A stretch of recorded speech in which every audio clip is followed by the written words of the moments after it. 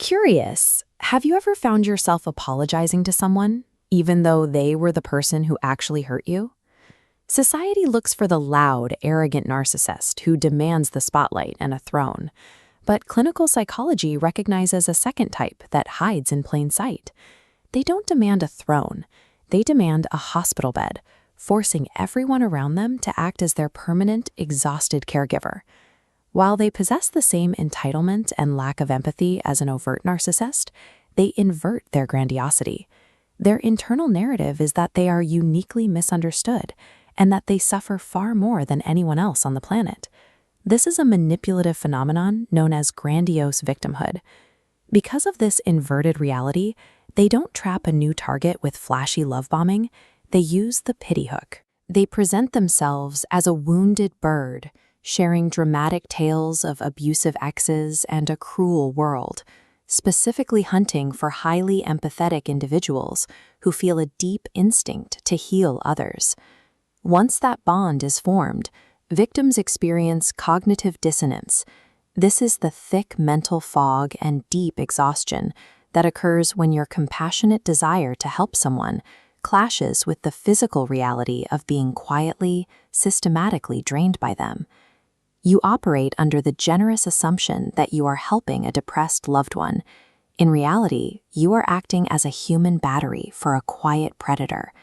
Covert narcissists are terrified of looking bad in public, so they avoid loud confrontations. Instead, their anger simmers quietly, leaking out through a carefully crafted arsenal of passive-aggressive tactics designed to punish you without exposing their true intentions. One common method is lifestyle non-cooperation. When you desperately need their support, they engage in intentional procrastination and half-hearted efforts. It is a wordless way of conveying exactly how much of a nuisance you are to their life. If you attempt to hold them accountable for these disappointments, they respond with perplexed innocence. They speak in a quizzical, confused fashion, sidestepping accountability entirely, while making you feel like you are manufacturing problems out of thin air. Then there is the silent treatment. Rather than a simple need for space, the withdrawal functions as a calculated punishment. It generates the specific, awkward anxiety they need to keep you off balance. They also wield the backhanded compliment. If you experience a stroke of good fortune, they might say something like, "It must be nice for you, but I've never had such good luck." This exposes their simmering envy while allowing them to maintain a mask of encouragement. This specific arsenal of passive behaviors allows the narcissist to inflict severe emotional harm and harvest your energy, all while maintaining a perfectly unblemished public facade to anyone watching from the outside. To understand the engine driving this behavior, we have to look at how their mind actually works. When a neurotypical individual experiences clinical depression, they often feel a sense of worthlessness and heavy sadness. But a narcissist becomes depressed when they feel useless. When the world fails to recognize their greatness, they spiral into intense self-pity. That self-pity is fueled by the one emotion they are terrified of facing: shame. People often confuse shame with guilt, but they are different experiences. Guilt says, "I made a mistake." Shame says, "I am a mistake."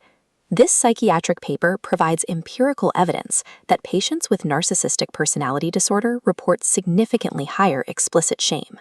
This deep shame originates in childhood neglect or a cult-like family dynamic, where children are cast as the idealized golden child or the punished scapegoat. When a covert narcissist experiences a minor slight from you, it threatens to unleash that reservoir of childhood shame. Because explicit shame is far too painful for them to tolerate, they convert it into hidden rage, externalizing the blame to prevent those feelings of worthlessness from surfacing. The quiet predator does not attack out of strength or confidence. They attack out of a lifelong terror that their own perceived inferiority is about to be exposed. So, what happens when you finally gather the courage to confront the covert narcissist about their draining behavior? They will instantly deploy their ultimate failsafe, the professional victim defense. Instead of debating the facts, they will dramatically collapse into themselves, sigh heavily, and claim something like, "You are completely right. I am just a terrible person who ruins everything. This collapse bypasses genuine accountability to perform emotional extortion. It triggers your empathy, forcing you to abandon your valid grievance to comfort the person who just hurt you. Your first step to survival is dropping the exhausting effort to reform or cure them. They are bogged down in a lifetime of unresolved anger and complex trauma. But you must realize that this is not your problem to solve. You have to start trusting your gut instinct again. Covert manipulation thrives in ambiguity, so your own perception is your greatest shield. You must quietly and firmly set boundaries, refusing to get drawn into arguments or call out their subtle sabotage directly, because that only gives them a perfect excuse to play the victim. Refusing to serve as an energy source begins the long process of clearing the cognitive fog. As you identify the predator's mechanics, the trauma bond loses its primary anchor, allowing you to slowly reconstruct a reality based on your own perception.